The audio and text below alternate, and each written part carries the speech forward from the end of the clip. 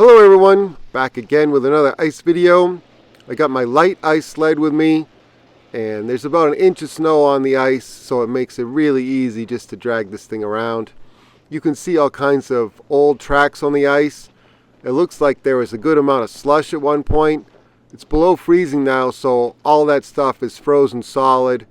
Really perfect ice conditions. I'm checking out an old hole there. It's got about an inch or two of ice, so these tracks are not recent. For me, these are pretty much ideal conditions. We've got plenty of ice, easy travel conditions on the ice. There's nobody else out here. The wild card is we've got a storm coming in, a snowstorm coming in, and this can either really light up the fishing or it can shut the fish down.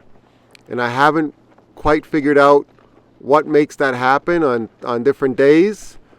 So I just go every time there's a storm coming in. So I got out to where I wanted to fish, and the first thing I'm going to do is pop a bunch of holes. I think I drilled 17 holes just to get started. Some of the holes were in high traffic areas where I could tell other people had been jigging before, and other spots were, just empty snow. And I'm doing a little bit of both. And the idea here is that I want to make as much noise as I'm going to make early, and let things settle down, and then start jigging. I've got a new camera, and this is camera number 4. Boy, I had high hopes for this. I don't think I can do camera number 5 in the same year, so I'm going to really try to make this one work. But I could not get past the home screen. And I'm not going to show you all the things I tried, but I couldn't get past the opening screen here. None of the buttons worked. I think it has to do with the SD card and the way I formatted it. So I reformatted the SD card using the fish camera when I got home, and we'll see if that works. I'm not going to spend any more time on the camera other than to say we're going to do this the old-fashioned way without any electronics. Like most of my ice fishing videos, I'm going to be tipping my spoons with worms, mostly out of convenience. They're cheap, they're easy to acquire, they're easy to store. But my worms are looking a little peaked. They're not as fresh as they used to be. I think they got a little bit too cold on one of my trips, and I'm going to have to get a new box of worms pretty soon. But for now, we're going to make do with these guys, and these are going to work fine. Now, like I said, with a storm coming in, it can either light up the fishing or really knock the fish for a loop. The first fish I caught was a little largemouth bass, which is fine just to get going. He's not very big, but that's okay. We'll take anything. And so I'm starting with the dew jigger. That's the 1 6-ounce gold spoon I'm fishing with. And I've done really well with that the past, handful of trips. So that seemed like a good place to start. I haven't fished here much in about 10 years. I've only made one other trip here this year. There's a nice little pumpkin seed. What's next? And they were hitting the dew jigger. That's another pumpkin seed. They were hitting the dew jigger pretty well to start. But as the storm got closer, it seemed like they got into a little bit of a funk. Now I'm editing out some of the video, but I was doing okay. But I wasn't really smoking them. And so you can go two ways from here. You could either try to go up in size to fish a bigger spoon, or you can go down in size. Now, since I really just started fishing, I figured I'd go up in size and see if I could trigger a better bite, a bigger bite. And we'll get to that later. That's not a bad pumpkin seed. But if that doesn't work, I'm going to have to downsize. And there's a couple different schools of thought, but I like to take it in kind of incremental steps. Now, once these fish start getting smaller, that's a bluegill. It looks like something tried to eat him. He's got a dent in his forehead right below his dorsal fin there. Yeah, somebody tried to chomp him.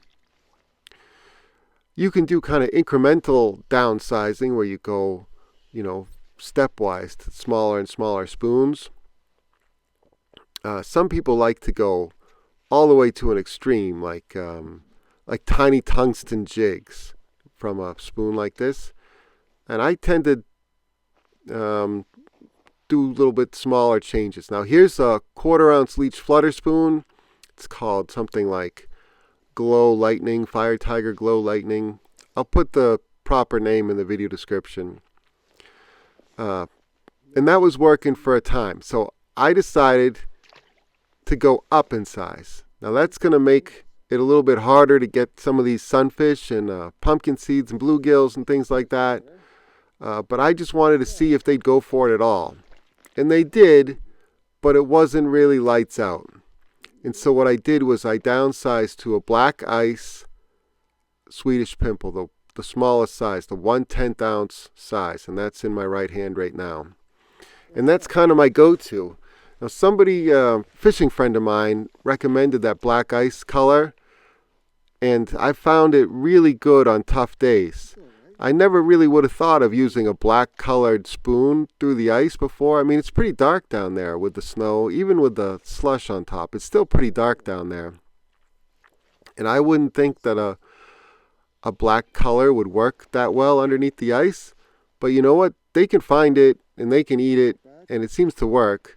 And that's kind of been my go-to the past year or two, basically since I found out about it. When the fishing's tough, I downsized to the smallest Swedish pimple in the black ice color, and that was doing pretty well. But I still feel like I wasn't doing as well as I could have been. Not a bad crappie there. Now I'm catching them, so you might think, well, what's the problem? Problem is that I can feel a lot more fish hitting than I'm actually catching. And I can't tell. I don't have my electronics, I don't have my camera. I can't tell if they're big fish that are just kind of nosing the jig or the spoon. There's another crappie. Or they're small fish just kind of pecking at it. And from here, what I do, from the Swedish pimple, I go down to the smallest Haley spoon that they have. And that's that spoon with the gold chain and the tiny hook, tiny gold hook. And that's my last kind of step before I downsize to tiny tungsten jigs. Now the advantage of the Haley spoon is that it's heavy, falls fast, doesn't have a ton of flutter, unlike a flutter spoon. It doesn't really have a ton of action at all. But that chain kind of dangling down there, it seems to help fussy fish bite. That's not a bad yellow perch. But you do have to be careful because that's a tiny hook. And that chain can break, and I've broken both on bigger fish. Both the hook and the chain can break. So what I do, as soon as I put that Haley spoon on, is I loosen up my drag about another half turn. Another yellow perch. I got into a little bit of a run of yellow perch. I think I caught one more after this, all in a row, all from the same hole. The other thing that was interesting on this trip is that it seemed like the storm had pushed the fish into a little bit deeper water. Now it is mid-February when I film this, so you know they kind of naturally go out a little bit deeper as the season goes on. Early in the season they can be super shallow, and again in late season they'll often be shallow too as the ice starts to melt. Yeah, I think I ended up keeping that one. So the fish was shifting a little bit around. The storm had them in a little bit of a funk. But by adjusting and downsizing to different spoons and ending up with the Haley spoon, I'm kind of back on the bite. Now, if they were really fired up before the storm, I'd put on a 1/4 ounce leech flutter spoon or some other flutter spoon and just stick with that the whole trip. But they were not being very cooperative on this trip. So, you know, you kind of have to roll the punches and adjust on the fly. Because if I was stubborn and I just stuck with a big spoon the whole trip, I really wouldn't have put up the numbers that I did. Oh, this was kind of interesting. We've got about 15 inches of ice here. And I've got a perch and I want a little cooler to keep that fish fresh. And so I'm going to make a live well on the ice, or a fish cooler. And what I do is I drill about 3 holes in a row. You need a little bit of a steady hand for this. And I clean out the ice shavings as I go, so you have free ice for later use. Here I've got a pinhole leak in the bottom of that hole, and I'm going to use the back end of my ice scoop. It has a little chisel on it to knock out that last, I don't know, millimeter of ice. And then the whole thing floods. It comes up to the top of the ice, and you can put your fish in there, keep them nice and fresh until you're done. The other thing that it does is I had a seagull looking at my perch, but there's all kinds of other fish eating birds around, like eagles. You know, if you turn your back on an eagle, they'll come and take your fish. Now, for some people, they don't care. They want the eagles to take the fish, but if you don't want a seagull or an eagle flying away with your fish, this is a good way. I almost lost that crappie. You see him? He came off the hook. I reached my hand down in the hole and grabbed him and pulled him right up. So I got that perch hanging out in the live well, and what I did is I put the sled over the live well hole, or holes, to make sure that the seagull didn't mess with them. They'll rip them apart, they'll eat their eyes out, you know, they'll create quite a mess of the fish. And I didn't want the seagull to mess with the fish. So the perch is fine, sled's fine, and the seagull has to fly away and find another meal. Not a bad bluegill there. What's next? Caught a lot of bluegill on this Haley spoon. They seem to like it. And if I had to guess, I bet a lot of these fish that were pecking at the larger spoons were bluegill or pumpkin seeds. I thought at first, because they were hitting so lightly, so delicately, that they might be large golden shiners. But I'm pretty sure it was fish like this pumpkin seed here. Hard to say for sure without my camera working. Oh yeah, with the Haley spoon, it has a tendency to tangle if you're a little bit too aggressive with it. So I only do about like a 6-inch lift. And most of the time I'm just doing very subtle shakes like that.